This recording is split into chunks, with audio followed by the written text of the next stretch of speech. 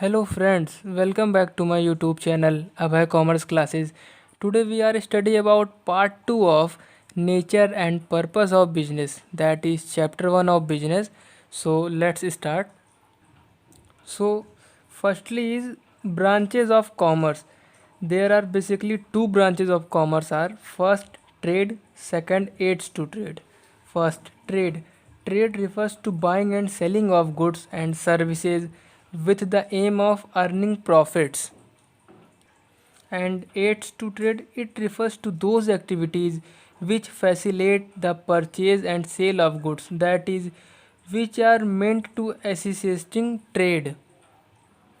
So next, classification of trade. Trade are two types, internal trade and external trade. In internal trade, buying and selling of goods and services within the geographical boundaries of a country. And external trade, in this trade, buying and selling of goods and services between persons or organizations operating in two or more countries.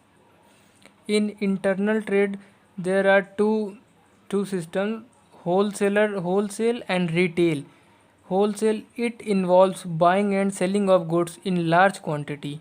Retail trade, it involves buying and selling of goods in small quantities. Next, external trade. In external trade, there are three features: import, export, interport. Import, it refers to purchase of goods from foreign country. It's called import. Export, it refers to sale of goods to a foreign country. It's called export. Interport, it refers to import of goods for the purchase of export to the other countries. Next, aids to trade. It refers to those activities which facilitate the purchase and sale of goods. Aids to trade help in removing various hindrances which arise in production and distribution of goods. The various aids to trade are: first, transport and communication; second, banking and finance; third, insurance; fourth, warehousing; fifth, advertising. First, transport and communication. It involves all those activities which are undertaken for the movement of goods from one place to another. Next, banking and finance. It involves all those activities which are concerned with providing finance for various business activities. Third, insurance. It involves all those activities which are concerned with providing protection from various kinds of risk. Fourth, warehousing. It is concerned with storing goods in order to facilitate their supplies to the market at the right time. Fifth, advertising. It involves all those activities which are concerned with providing information about the product to the consumers. Next is objectives of business. There are basically three objectives of business are: first, economic objectives; second, social objectives; third, human or individual objectives. So first talk about economic objectives. Business is an economic activity and its objectives are mainly economic in nature. The main economic objectives are profit earning, survival and growth. Every business wanted to survive a long time, and they want their profit at every year, and it wants to survive a long time. Next चलते हैं social objectives. Social objective refers to the objectives which are desired to be achieved for a benefit of the society.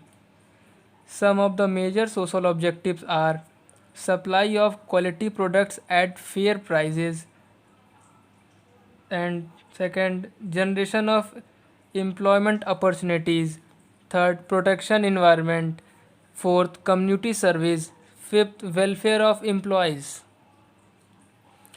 Third is human or individual objectives.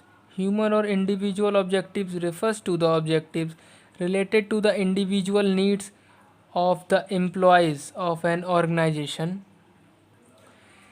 Individual objectives includes the following objectives. First, to provide healthy and safe working condition. Second, to pay fair and competitive salary and perks. Fourth, to provide reasonable security or services. So, last and most important topic of this chapter is business risk. The term business risk refers to the possibility of inadequate profits or even losses due to uncertainties or unaccepted events. Cause of business risk. There are four causes. First, natural cause. Second, human cause. Third, economic cause. Fourth, other cause. First, natural cause. Natural cause are beyond the control of human beings. Natural calamities like flood, earthquake, lightning, heavy rain, etc. Second, human cause. Human cause include chance of loss due to human resource of the organization. Third, economic causes. They include chance of loss due to change in market conditions. Fourth, other cause.